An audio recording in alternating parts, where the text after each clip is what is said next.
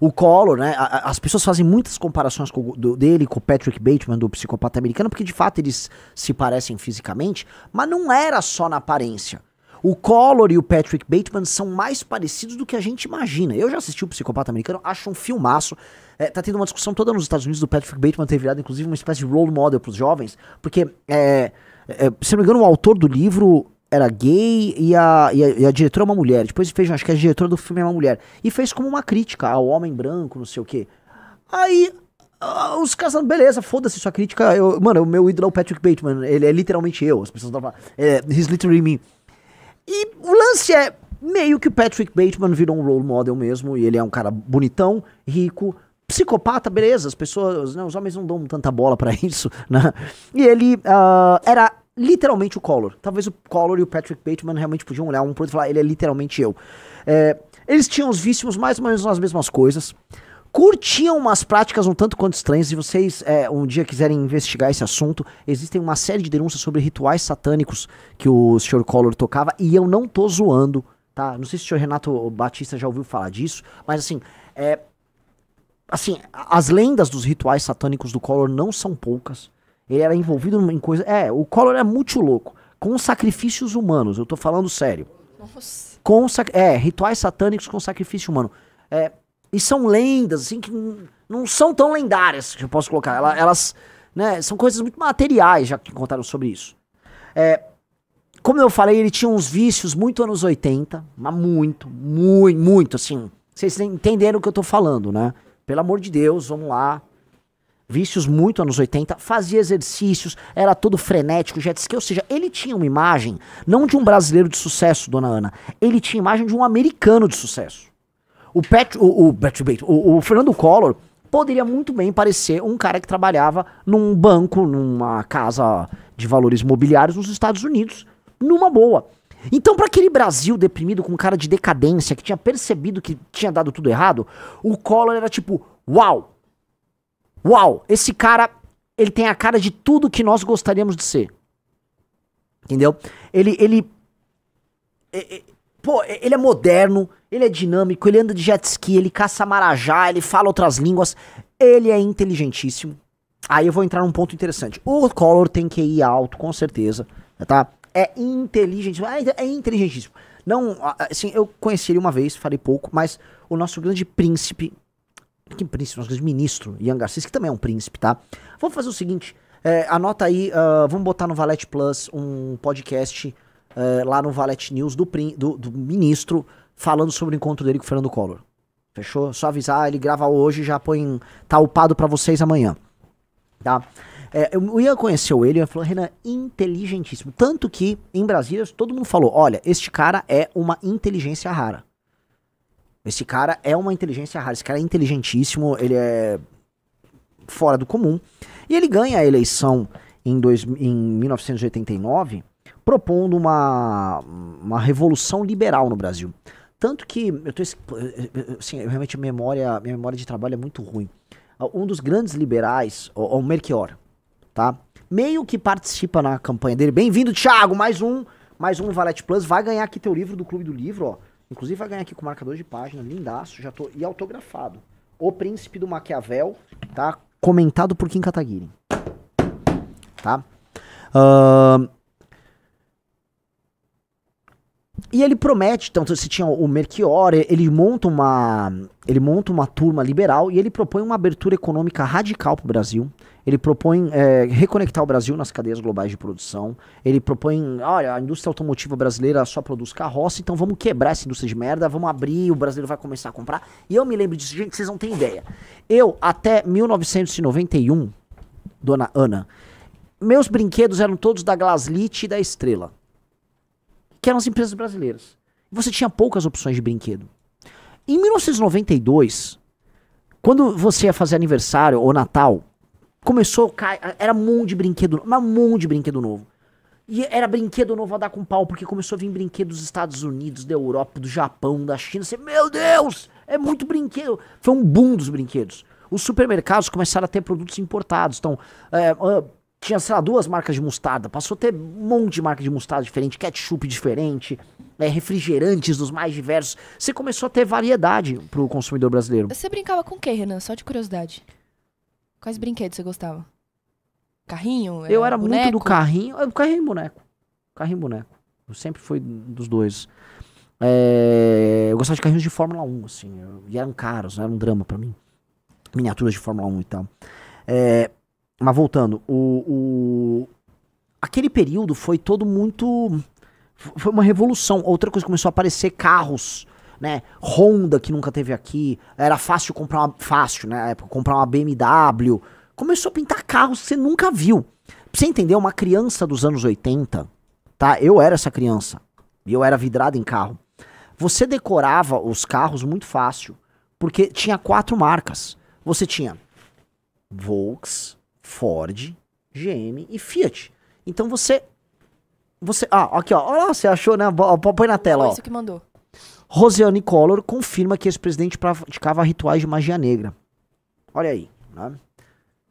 Tá certo que ex-mulher sempre, né, é perigoso pegar um depoimento de uma ex-mulher, né? Dito isso, né? Não era ela apenas que falava. Ela está confirmando boatos que... Enfim, né? Eu já ouvi cada coisa. Houve o famoso sacrifício de uma estudante em Brasília. Essa história é pesadíssima. Então a gente decorava. Meu pai, ele tinha um orgulho que eu com 3, 4 anos, a gente andava na rua e eu sabia identificar todos os carros. Então eu falava, pô, o Renan, ele era mó nerd, né? O Renan era muito inteligente. Eu tinha um orgulho, eu sei todos os carros. E eu identificava todos os carros. Quando vieram os carros importados, começou a ficar difícil, porque você começou a não ter 4 marcas pra prática, você passou a ter mais de 20 marcas, com carros diferentes. A coisa foi uma grande revolução. Essa revolução foi tocada pelo Collor. Mas ele é um cara que ele era muito arrogante no trato, e isso mesmo quando foi senador agora recentemente, isso é um fato dado. Ele era muito arrogante, muito difícil, muito hedonista, e não soube lidar direito com o Congresso, e não soube lidar sequer com a boa vontade que a Globo teve com ele. O Collor, a gente pode cravar que ele ganhou a eleição porque a Globo assim o quis. A Globo pegou ele, não digo lá embaixo, mas pegou ele numa posição mais difícil nas pesquisas e ajudou e trabalhou ele para ele subir. Porque você tinha um cenário, amigos, e olha só, o cenário era que possivelmente teríamos Lula versus Brizola no segundo turno. O Brizola era um inimigo público da Globo. Público. O Brizola e a Globo se odiavam. Então pra Globo, ter o Brizola era tipo, sabe, vou perder minha concessão. E pra Globo ter o Lula naquela época, né, era um Lula dos anos 80, era um PT dos anos 80, era um Lula bem radical. Então o Brasil precisava fabricar uma figura de centro ou de direita responsável para evitar que o Brasil caísse na mão do Lula ou do Brizola. Eu não queria viver também no governo do Brizola. O que rolou? Fabricaram o Collor. Era o melhor nome? Não. Se a Globo realmente fosse acertar, naquela época o Brasil precisava eleger um sujeito chamado Mário Covas. Mário Covas concorria pelo PSDB, e na época que o PSDB ele era uma fusão de sociais-democratas com democratas cristãos e tal, na época ele fez um manifesto público propondo um choque de capitalismo no Brasil. Um negócio assim, elegantérrimo, tá? Baita de uma proposição, e o Mário Covas era o melhor candidato. Ele foi gente, eu não gosto de ficar elogiando o Tucano aqui, foi o melhor governador de São Paulo aí, tranquilamente, dos últimos 30 anos. Assim, tranquilamente. Pode botar todos no balaio, bota o Tarcísio no balaio. O Mário Covas pegou uma São Paulo quebrada, ele entregou outra coisa. O Mário Covas foi um grandioso governador, e era macho. Enfrentava petista, era o único tucano que metia a boca em petista, metia a boca no Maluf, arrumava briga com todo mundo. Era um espanhol muito corajoso. Gênio também, brilhante, foi um dos melhores alunos, acho que era o aluno com a nota mais alta da geração dele, da Escola Politécnica de Engenharia da USP. Aliás, só pra vocês saberem, ele fazia na Politécnica, ele e o Maluf, eles eram rivais desde a USP, na Escola de Engenharia. Então eles concorriam entre eles, era mó quebra-pau. Grande Mário Covas. Mário Covas deveria ter sido eleito. O Brasil teria se tornado um país muito melhor se o Mário Covas tivesse sido eleito presidente da República em 1989, mas não foi o caso. A Globo pega o Fernando Collor, coloca uma equipe para cuidar do marketing do Fernando Collor, começam a soltar pesquisas por institutos ligados à Globo favoráveis ao Fernando Collor, e aí começa a rolar o efeito manada ao Fernando Collor, e criam o mito desse Fernando Collor, esse cara dinâmico que corre pra lá, ele anda de jet ski e pula disso. O cara era muito, o cara ele justificava o investimento. O cara ele era style na imagem. Mas putanheiro como nunca, assim, um dos grandes putanheiros da política brasileira. Vou falar, desculpa o termo, desculpa Ana, um dos grandes comedores da política brasileira. Tarado, como se não houvesse amanhã. E também chegado em outros prazeres da vida que eu não considero prazerosos, nunca experimentei, mas que para muitas pessoas é incrível, tá? E aí esse cara vira um presidente frágil, um presidente arrogante, perde a popularidade, chega num momento, faz aquele famoso confisco das poupanças, né? Acaba com a... Teve gente que se matou por causa do confisco da poupança no começo dos anos 90. E aí a coisa degringola, não havia solidez no governo dele, e aí é combinado entre o centro até a esquerda e a Globo junto, o impeachment dele, e tiram o Collor por causa do impeachment. Eles falam, foi por causa da Elba. A Elba, na verdade, foi o que pegaram, né? Foi o batom na cueca que eles pegaram pra poder incriminar ele. Ele, naturalmente, ele também era corrupto. Nada perto do que a gente viu nos anos de PT, né? Collor caiu. E aí o Collor desapareceu da política brasileira por um tempo, depois veio concorrer, quando forma ele recuperou os direitos políticos 8 anos depois, para prefeito em São Paulo. Se eu não me engano, na eleição que ele concorreu para prefeito, ele debateu contra o Enéas no primeiro turno. E eu lembro que me marcou muito, porque eu era simpático ao Enéas, eu era criança, né? Criança não, eu já tinha acho que 14 anos. Eu achava o Enéas legal, eu era bobo. E o Enéas foi, né, a pergunta era do Collor, uma hora foi sorteado o Collor, pergunta para Enéas. Eu lembro que o Collor falou assim... Fala qualquer coisa aí. O tempo do Collor foi gasto em dizer, fala qualquer coisa aí. O Enéas ficou, aí o Collor, tá bom, fala qualquer coisa aí. Né? E era isso.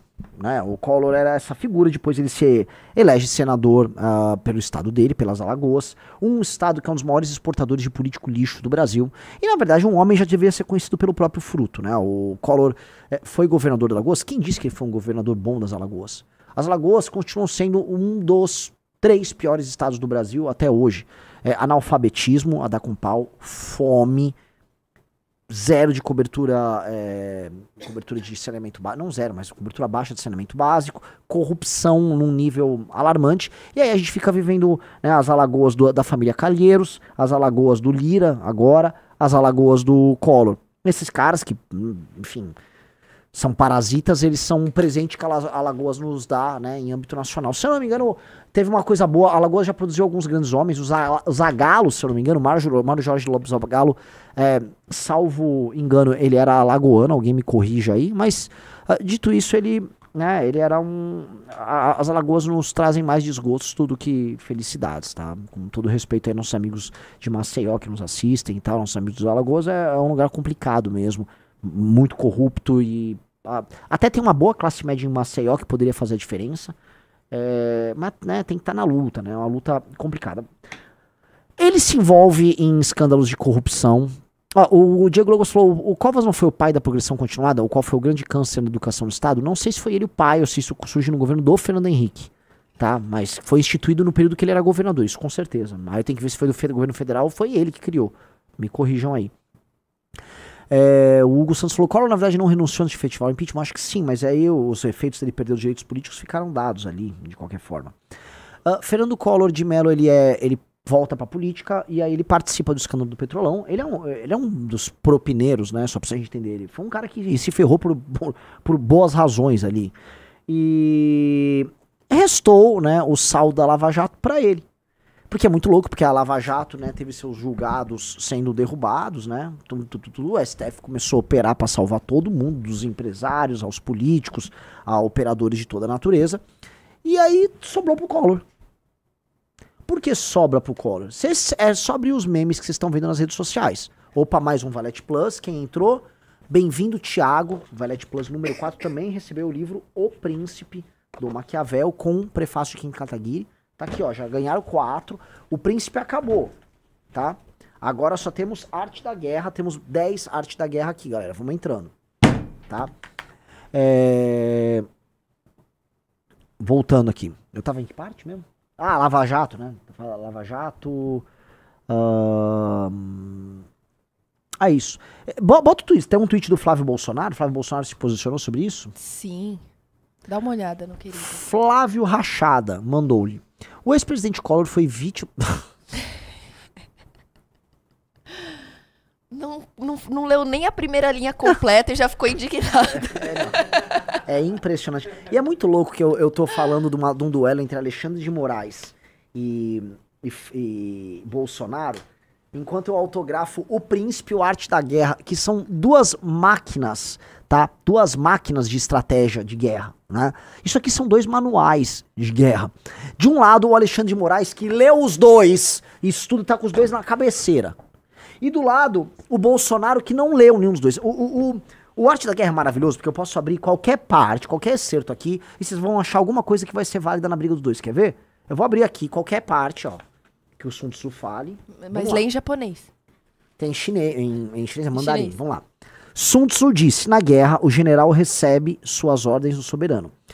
Aí ele comenta, tendo reunido um exército e concentrado suas forças, ele deve misturar e harmonizar os diferentes antes de montar seu acampamento. Depois disso vem a manobra tática, não é nada mais difícil. A dificuldade das manobras táticas consiste em transformar o que é desonesto em direto e o infortúnio em ganho. Portanto, tomar um caminho longo e tortuoso depois de atrair o inimigo para fora do caminho e, embora começando a persegui-lo, tentar alcançar a meta antes dele, demonstra conhecimento do artifício da desviação. Olha só, Sun Tzu, há muito tempo atrás, falando sobre diversionismo. Vamos lá. Manobrar com um exército é vantajoso, com uma multidão indisciplinada é muito perigoso. Veja só, Bolsonaro ele manobra uma multidão indisciplinada. 8 de janeiro foi sobre uma multidão indisciplinada, tosca, de pessoas perdidas fazendo caca, né? E eu posso falar que a própria bancada do Bolsonaro é sobre isso. Se você colocar um exército totalmente equipado em marcha, em ordem para obter uma vantagem, as chances são de que você chegará tarde demais. Por outro lado, separar uma coluna voadora para esse fim envolve o sacrifício de sua bagagem e recursos. Portanto, se você ordenar aos seus homens que enrolem suas armaduras e façam marchas forçadas sem parar de dia ou de noite, percorrendo o dobro da distância normal em um trecho, fazendo 100 li para obter uma vantagem, os líderes de todas as suas 3 divisões cairão na mão do inimigo. Ó que leitura, né? Sobre se precipitar, sobre gerir mal a movimentação da tropa. Os homens mais fortes na frente, os cansados, e nesse plano apenas um décimo do seu exército chegará ao destino. Se você marchar 50 li para se esquivar do inimigo, você perderá o líder de sua primeira divisão e apenas metade de sua força alcançará o objetivo. Se você marchar 30 li com o mesmo objetivo, 2/3 do seu exército chegarão. Podemos então considerar que um exército sem seu trem de bagagem está perdido, sem provisões está perdido, sem base de suprimento está perdido. No fundo, o que ele está falando é assim, se você não se prepara, tá, para suas movimentações, se você toma movimentações de guerra sem as devidas ações preparatórias, todo esforço, mesmo com um exército treinado, não, de nada vale, tá? Dá pra dizer que o Bolsonaro, que ficou sonhando com golpe em todo o tempo, perde a eleição pro Lula e ele não entende as preparações e fica lá todo atabalhoado, mandando gente pra frente do quartel, chamando lá Mauro Cid, tentando convocar Freire Gomes pra dar um golpe. E no fim o que termina é com, né, todas aquelas pessoas que estavam na frente dos quartéis, ou seja, um general, o exército despreparado sem provisões na frente do quartel, depois devastado pelo Alexandre de Moraes, tá? A outra coisa que tá aqui, que é uma das grandes lições do Maquiavel, uma das maiores de todas, eu já citei isso várias vezes, mas dá pra colocar aqui pra vocês tranquilamente, é o príncipe que forma um exército para defender a sua cidade, de mercenários, na mão dos mercenários padecerá. Uma das grandes coisas que fala é, cria um exército nacional. Tem um exército nacional. O exército nacional será fiel à sua cidade-estado. A minha pergunta é, o Bolsonaro montou um exército nacional ou ele montou um exército de mercenários? Basta ver, né, a base dele, a briga interna, Intergalácticos, Nicolas, Valdemares, todas as pessoas que estavam apenas lucrando com a imagem dele. O Bolsonaro não entendeu essa regra, ele montou um exército de mercenários, ele tá morrendo.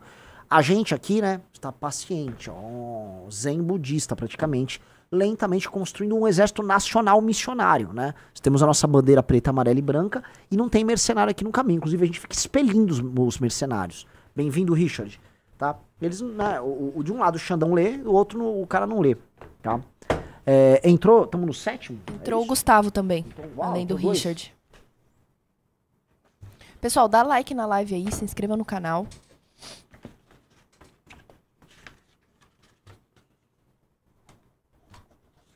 Vamos que vamos. Né? Vamos ler o Flávio. Mano, eu li meia sentença, já caí no riso. O ex-presidente Collor foi vítima de mais um ato de ódio de Alexandre de Moraes contra Bolsonaro. Veja o que eu falei no começo da live, vamos adequar.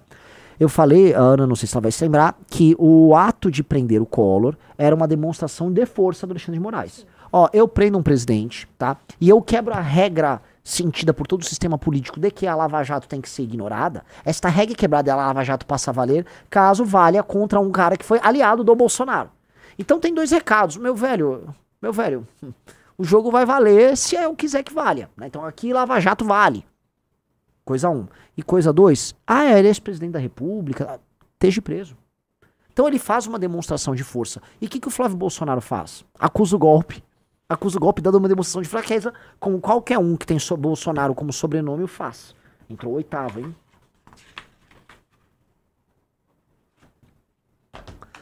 Ao negar monocraticamente o segundo embargo da defesa de Collor, alegando selo protelatório, o que não é o caso, Alexandre cerceia ilegalmente a defesa e mostra exatamente como pretende fazer quando Bolsonaro for recorrer da decisão que o condenará. Jogo de cartas marcadas. Ou seja, ele já está dizendo que o Alexandre de Moraes ele vai negar todos os pedidos de habeas corpus do Bolsonaro caso haja uma condenação, né? Ou seja, o Flávio está dando como certa a condenação e prisão do próprio pai. Aí ele prossegue. Alexandre converte o alto significado do Estado Democrático de Direito em uma promessa frustrada pela prática autoritária de poder.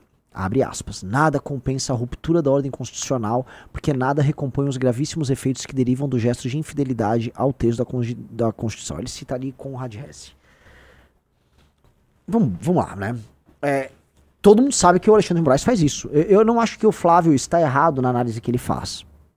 Eu só acho cômico, né, Flávio Bolsonaro, que você esteja reclamando do monstro que você ajudou a criar. Eu nem vou falar aqui do golpe que o teu pai tentou dar, então você vem falar de Estado Democrático de Direito, prerrogativas de direito de defesa, né, e cerceamento disso. O seu pai estava dando um golpe de Estado para isso, mas não vou nem falar. Eu vou falar que o Alexandre de Moraes só tem esses poderes por sua culpa. E veja só como eu falo tranquilamente, a gente tem que ser super cuidadoso, galera, porque a gente sabe que a gente mora num país um tanto quanto complicado, né, e que a gente pode tomar processo. Mas veja, eu vou falar Flávio, né, sabendo que ele pode me processar. Flávio, você fez rachadinha. O seu gabinete era um lar da corrupção. Seu gabinete de deputado estadual era um lar da corrupção. Era uma roubalheira. Seus funcionários, em parte, eram funcionários fantasma. Você era um rachador e o seu pai, para evitar que você fosse preso na Operação Lava Jato, entregou superpoderes para o STF, matou a Operação Lava Jato, ou seja, cumpriu uma parte de um acordo mortal para todos nós, que empoderou não só o Alexandre de Moraes, mas a Suprema Corte como um todo. Então, a sua existência, o fato de você estar livre comprando mansão e viajando para Mônaco, custou muito pra gente. Custou mais do que você custa pros cofres públicos. Custou, pelo fato de você ser um ladrão vagabundo, custou um desbalanço de poder gigantesco que se expressa no Alexandre de Moraes. Fica aí. Olha, eu fiz um xingamento, hein? Olha, ele não segue a Constituição. Vai se fuder, seu careca.